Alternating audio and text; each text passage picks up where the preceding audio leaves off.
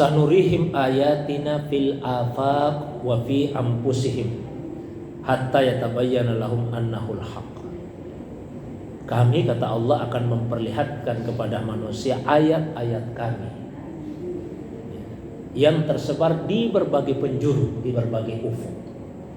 Begitu juga ayat-ayat kami yang ada pada diri mereka sendiri, sampai menjadi jelas bagi mereka bahwa itulah kebenaran. Jadi mestinya setiap kali kita mengarahkan pandangan kemana saja, maka kita kemudian melihat itu semua adalah ayat-ayat Allah Subhanahu wa ta'ala. Ayat itu tanda, sesuatu yang menunjukkan kepada sesuatu yang lain. Itu namanya tanda. Sesuatu yang menunjukkan kepada sesuatu yang lain. Ketika kita melihat langit, mestinya pandangan kita tidak berhenti di langitnya saja. Tapi apa yang ada di balik langit itu? Pasti ada penciptanya. Ada Allah Subhanahu wa ta'ala. Jadi seseorang itu ketika melihat sesuatu, dia melihat ini adalah ciptaannya Allah. Jadi dia melihat. Bahkan ada yang lebih lagi. Setiap kali dia melihat, maka yang dilihat bukan lagi ciptaan Allah, tapi dia melihat Allah Subhanahu wa ta'ala. Maksudnya apa? Ya, yang ada itu kan sebetulnya hanya Allah. Selain Allah itu tidak ada. Karena yang disebut ada itu yang ada dengan sendirinya. Itulah yang ada. Nah, yang ada dengan sendirinya hanya Allah Subhanahu wa ta'ala saja. Selain Allah itu tidak ada dengan sendirinya. Yang selain Allah itu diadakan namanya. Bukan ada tapi dia diadakan. Kita ini manusia tidak ada dengan sendirinya. Siapa yang bisa menciptakan dirinya sendiri? Langit tidak ada dengan sendirinya. Gunung-gunung tidak ada dengan sendirinya. Sungai, lautan, bumi yang terhampar tidak ada dengan sendirinya. Semua diadakan, diciptakan oleh Allah SWT. Maka yang ada secara hakikatnya hanya Allah Subhanahu wa ta'ala saja. Nah, jika orang tidak beriman bahwa ada pencipta, ada Allah Subhanahu wa ta'ala, itu artinya dia buta.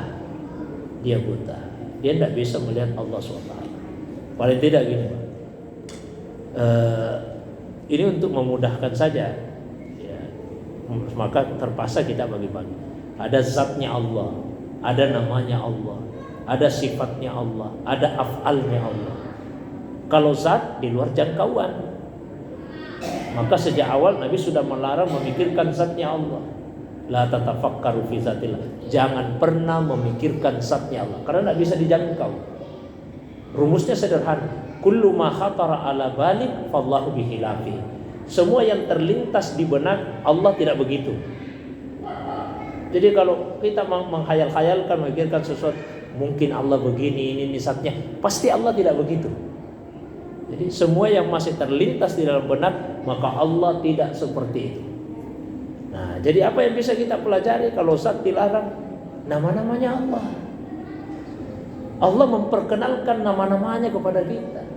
Sekian banyak nama-nama Allah di dalam Al-Quran. Apalagi yang bisa kita pelajari? Sifat-sifatnya Allah.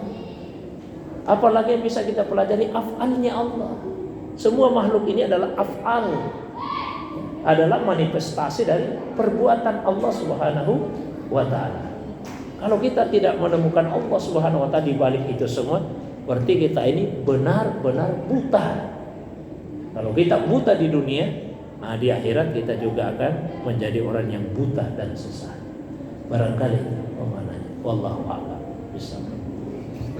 Silakan, saya boleh kata.